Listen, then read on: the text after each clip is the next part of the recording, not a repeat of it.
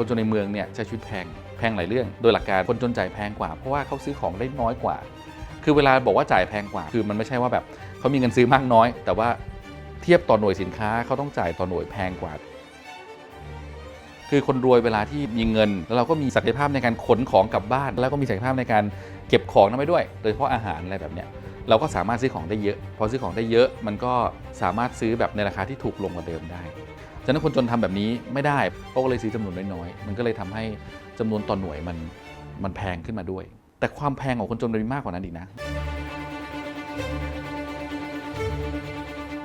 ในเรื่องของตัวเงินเนี่ยอาจจะมองว่าถูกรถเมล์ก็ราคาถูกกว่าต้องซื้อรถเองแต่ว่าความแพงของการขึ้นรถเมล์มันมาจากเรื่องของเวลาคนจนนี่มันเหมือนไม่มีค่าอะไรเลยไหนจะรอรถเมล์เสียไปฟรีๆชั่วโมง2ชั่วโมงคนเวลาเท่ากันจำกัด24ชั่วโมงคนจนใช้เวลาที่มัน productive ที่มันเอาไปทำเงินได้แค่นิดเดียวก็ได้ช่วงเวลาการเดินทางนั้นมันเยอะมากราคาที่2ที่เขาต้องจ่ายจากการเดินทางก็คือมลพิษจากรถส่วนตัวของคนที่รวยกว่าอันนี้เขาใช้ชีวิตแพงจากการที่คนอื่นเอาต้นทุนมาแปะให้เขานะสิ่งที่เขาทำมันส่งผลกระทบต่อคนยากจนทับลงไปอีกขั้นหนึ่งด้วย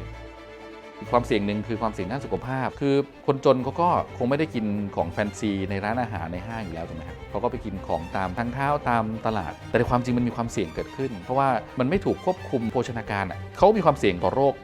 มากกว่าคนปกติเหมือนกินของถูกแต่จริงๆแล้วราคาจริงๆมันแพงกว่านั้นมากความแพงไม่แพงของการกู้เงินคืออะไรใช่ไหมคือถ้าเกิดเขาสามารถเข้าถึงแหล่งเงินกู้อย่างเป็นทางการของรัฐได้เนี่ยเขาก็ย่อมเผชิญความแพงเท่าๆกับคนอื่นแต่เราเบี้ยเท่าๆกันแต่พอเขาไม่มีหลักทรัพย์ค้ำประกันทำให้เขาต้องไปหาแหล่งเงินทุนอื่นไอ้ความแพงอยู่ตรงนี้แหละคือเขาต้องไปหาแหล่งเงินกู้นอกระบบซึ่งค่าอัตราดอกเบี้ยแพงมาก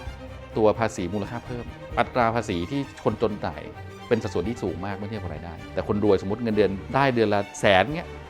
ไอ้ภาษีที่จ่ายเท่ากันมันก็เป็นส่วนนิดเดียวในส่วนนี้เมื่อเทียบเป็นสัดส่วนของรายได้คนจนก็จ่ายแพงกว่าเยอะอันนี้ก็เป็นตัวหนึ่งที่ถามว่าทำให้รัฐได้รายได้เยอะไหมก็เยอะแต่ว่ามันก็เป็นภาษีที่ไม่เป็นธรรมไอ้พวกเงื่อนไขพวกนี้มันทำให้คนจนจ่ายแพงกว่าคนรวยหรือคนชั้นกลางใช้ชีวิตในเมือง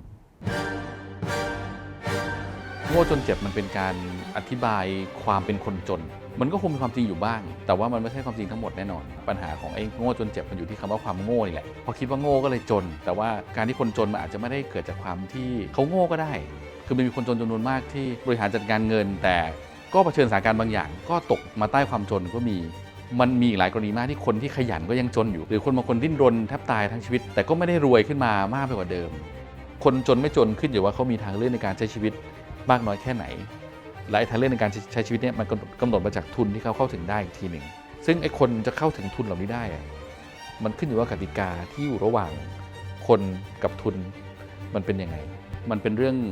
เงื่อนไขรอบๆเขาด้วยเงื่อนไขทางกฎกติกาเงื่อนไขในการเข้าถึงตลาดเงื่อนไขในการเข้าถึงทรัพยากรเงื่อนไขในการเข้าถึงโอกาสทางการเมืองเงื่อนไขในสังคมมันเอื้อให้คนบางกลุ่มเข้าถึงทุนเหล่านี้ได้ง่ายกว่าแล้วคนจนก็จะเข้าถึงได้ยากทุนเหล่านี้